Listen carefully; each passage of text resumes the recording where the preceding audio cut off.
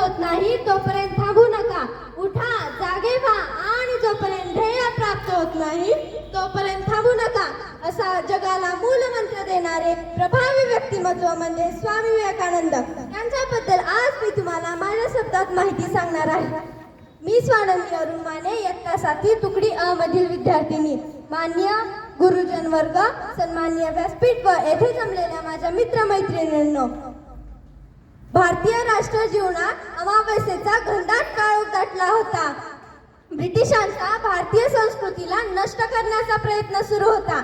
याच काळात 1863च्या 12 तारखेला एका क्रांती सूर्याचा उदय झाला.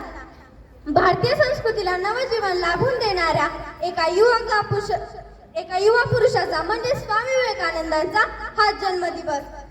त्यांच्या वडिलांचे नाव विश्वनाथ बाबू दत्त व आईचे नाव भुवनेश्वरी देवी असे होते. लहानपणापासून त्यांच्या आई वडिलांनी त्यांच्यावर उत्तम संस्कार केले. तसेच त्यांचे मूळ नाव नरेंद्र असे होते, तरीही त्यांची आई त्यांना लाडाने पिले म्हणून हाक मारत असे. त्यांनी विज्ञान, इतिहास, कला, साहित्य, धर्म, तत्वज्ञान अशा विषयांमध्ये सखोल ज्ञान प्राप्त केले.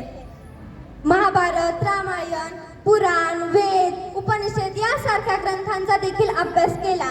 रामकृष्ण परमहंस हे त्यांचे गुरु होते. त्यांनीच त्यांना विवेकानंद हे नाव दिले. त्यांनी जनतेच्या उद्धारासाठी रामकृष्ण मठ व रामकृष्ण मिशन स्थापन केले. त्यांनी अनेक ठिकाणी रुग्णालये, अनाथाश्रम, वसतिगृह यांची निर्मिती करून समाजसेवेचे अनमोल कार्य केले. ते खूप भाषणे देत असत. ते आपल्या भाषणातून हिंदू धर्माचा मानवतावादी चेहरा व शांततेचा संदेश देत असत. भारताच्या अध्यात्माची महती जगाला दाखवून दिली. स्वामी विवेकानंदांनी शिकागोची धर्म परिषद गाजवली.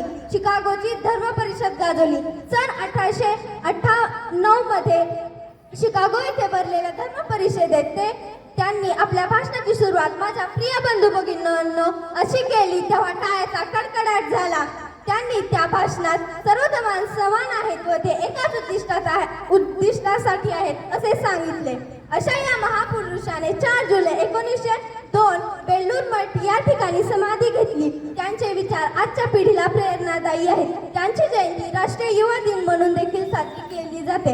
शेवटी इतकंच म्हणेन, जातीसाठी माती खाणारे दिसतील, अन्यायाविरुद्ध पेटून उठणारे भेटतील, धर्माचा स्वाभिमान बाळगून इतरांना खडसावणारे स्वामी विवेकानंदासारखे क्वचितच असतील. जय हिंद, जय महाराष्ट्र.